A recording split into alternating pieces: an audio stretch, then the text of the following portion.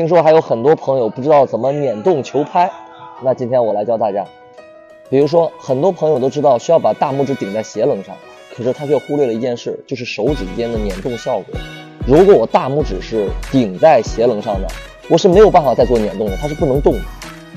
所以说，我们要把大拇指侧靠在鞋棱上，这样我们的大拇指在轱辘之后，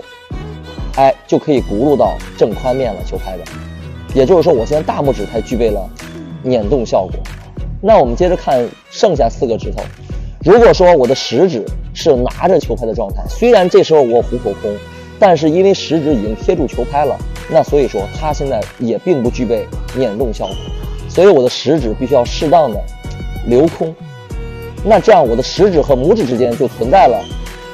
这样的捻动效果，就是这2个指头都可以让球拍在我们的手指之间轱辘。好，接着我们看后3指。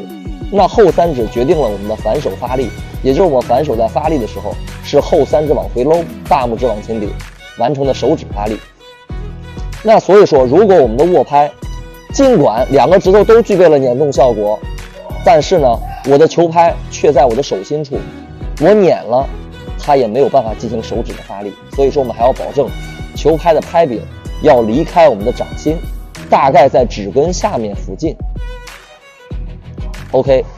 接下来我们看这后3个指头，和食指一样的道理。如果他们现在已经抓住球拍了，他们3个就不具备捻动效果，所以他们也要尽可能的放松一点。一旦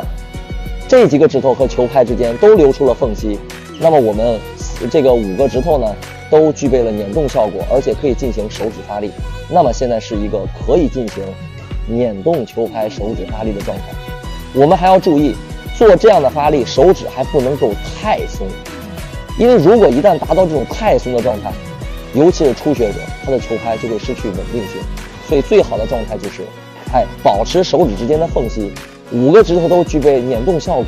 保证掌心空，可以给后3指发力留有空间，就是一个好的准备捻动发力的握拍了。